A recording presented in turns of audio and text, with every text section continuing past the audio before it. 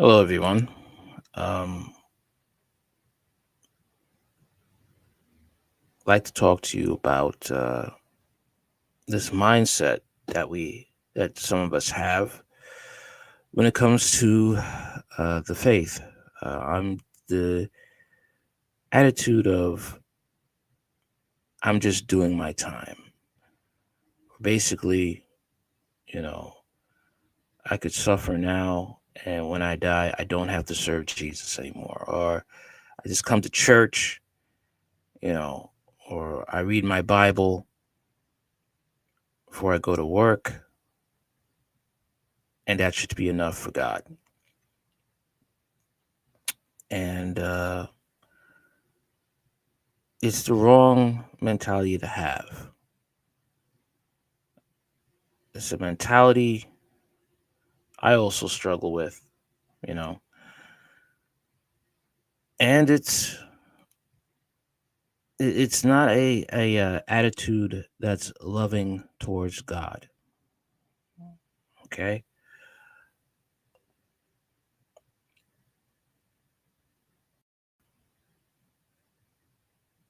basically, let me start. Let me read this chapter here, Matthew chapter 15, verse 8. This people draweth nigh unto me with their mouth, and honor me with their lips, but their heart is far from me.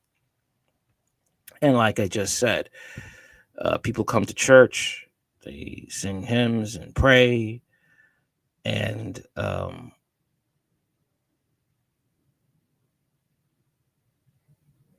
heart's not really close to God. Um, they're not willing to risk losing friends and family for God. They're not willing to go through pain for God. Okay. And that's part of the Christian life. And a lot of us, we try to find a way to just cope with doing the bare minimum. Okay. To cope with the pain of it, to cope with uh,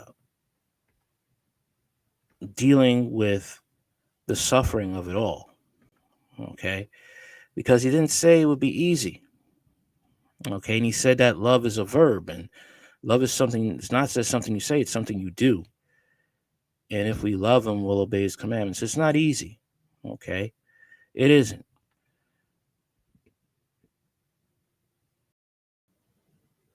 And this is a commandment that he gives.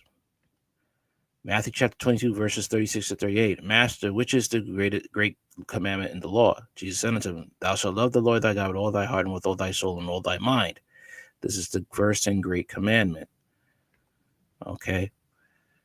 We have things in our lives that we love with all our strength or all our heart, whether it's a football game, a sports game, or work, or our spouse, or our children.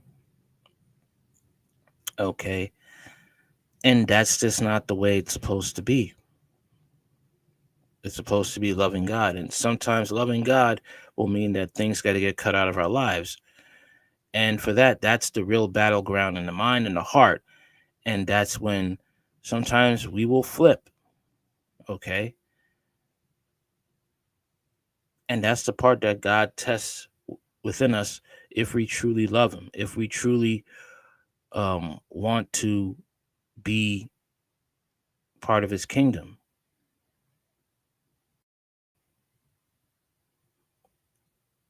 because that's the only way we're going to heaven. I mean, Jesus said, uh, there'll be a day when many will say, Lord, Lord, Lord, and He'll say, Depart from me, I never knew you. And He never said the life was easy. He never said the life was easy. I believe that's why He used the example of marriage as a relationship between Christ, between Himself and the church. How in marriage people go through things, highs and lows, but they still persevere. And for some, a lot of people don't make it. They just crash. All right. They just crash out. It got too hard. I don't love this person anymore. This person gets on my nerves. All right. And we forget that the third person in the marriage is Christ. And we want to do our own thing. Especially when we hear we can't remarry. Okay. Because a marriage covenant is binding until death. You can divorce in certain cases of abuse or violence, but you're still married to that person. You cannot marry anybody else. And you pray for that person to change, or you stay celibate for the rest of your life. And that's where loving the Lord more than yourself really comes into play. And many can't do that. Okay. And that's what he wants from us. It's not easy. He never said it was. I mean, just look at the fact that it is so tough that people who call themselves Christians will lie about that commandment from God, that marriage is permanent until death. They will lie just to keep the peace. They will lie in churches knowing it's wrong, just to keep people in the seats, just to keep peace in church, just to keep money in the collection plate flowing, just so they don't have to go through another breakup and possibly lose savings and stuff. But at least at the end of the day, you get to keep your soul. This life is tough, man. And God ain't going to hear the excuses that it was tough, it was hard, I was going to lose my family. But the thing is, like, but you had a family. I mean, this is how deep it goes.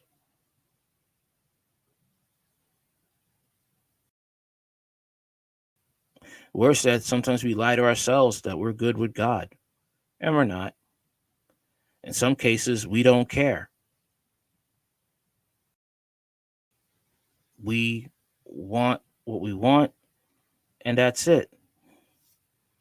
We don't care about anything else because loving God is just too painful.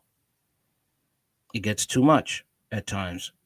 It gets to the point where we will snap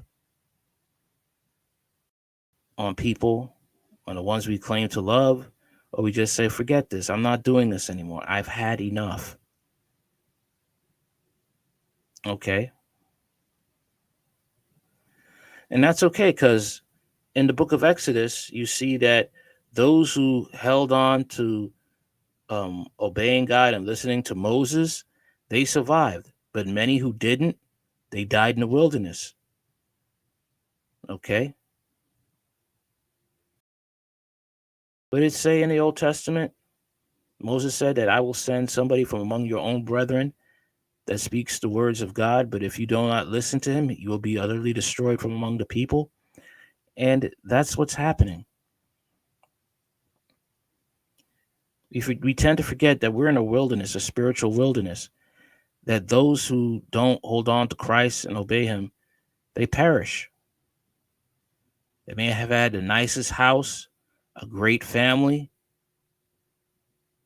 but at the end of it all, people think, oh, they're in heaven. No, they're in hell because they didn't listen to God. They didn't obey God. They didn't fight to the finish. And it's tough. It is hard. It is really hard to be a Christian, a serious Christian, because you're going to get hated. You'll lose your hopes and dreams. You struggle with anger. You may struggle with bitterness. And to fight on and to still say, I'm going to trust God, it's going to be well with me and my soul, even if I lose a family. There's people who have covenant marriages, but because they chose to take their faith seriously, they lost their family. The wife left, the husband left. And when they tried to go to the church to get counseling, the church turned on them because they don't want to take their faith seriously. So they're going to side with the spouse that left, or the spouse that's giving you a hard time, because they're just as wicked as that spouse. And some people will press on, other people will cry, wail at God and say, "The hell with you, I want my family." It's really a fight to the finish. It really is. It's not a joke.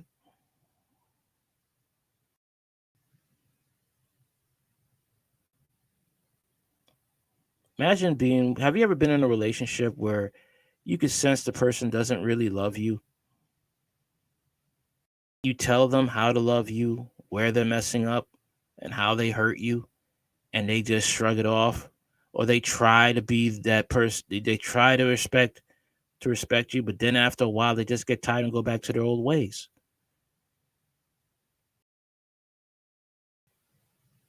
But then are mad when you leave.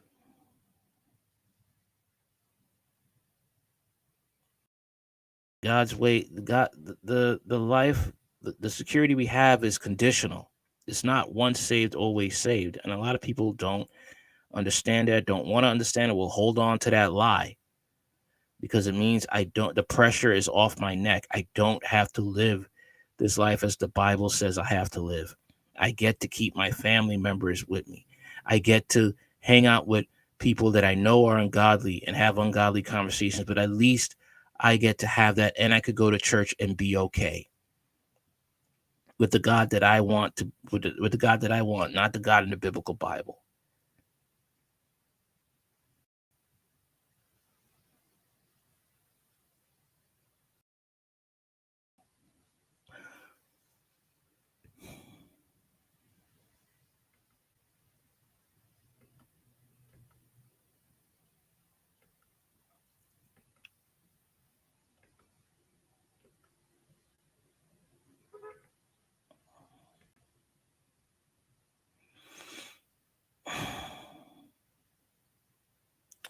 Revelation chapter 21, reading verses 1 to 7. And I saw a new heaven and a new earth, for the first heaven and the first earth passed away, and there was no more sea. And I, John, saw the holy city, New Jerusalem, coming down from God out of heaven, prepared as a bride adorned for her husband. And I heard a great voice out of heaven saying, Behold, the tabernacle of God is with men, and he will dwell with them, and they shall be his people. And God himself shall be with them, and be their God. And God shall wipe away all tears from their eyes. There shall be no more death, neither sorrow nor crying, neither shall there be any more pain, for the former things are passed away. And he that sat upon the throne beheld, I make all things new. And he said unto me, Write, for these words are true and faithful. And he said unto me, It is done. I am Alpha and Omega, the beginning and the end. I will give unto them that is athirst of the fountain of the tree of life freely. He that overcometh, all right, he that overcometh shall inherit all things, and I will be his God, and he shall be my son. But the fearful and unbelieving, the abominable and the murderers, and the whoremongers and the sorcerers, and idolaters, and all liars shall have their part, which in the lake of which burneth with fire and brimstone, which is the second death. So that's what awaits us if we don't make it, if we value something more than God. And it's people, places, or things. And it's a tough road. So we all have to understand what our decision is going to be. Jesus is not going to force us to be with him. There are those that are willing to be with him. No matter their upbringing, no matter their trauma that they've suffered, no matter what they have to give up. And I speak to myself because the life is tough. It really is. That's all I have to say for now. Peace and God bless.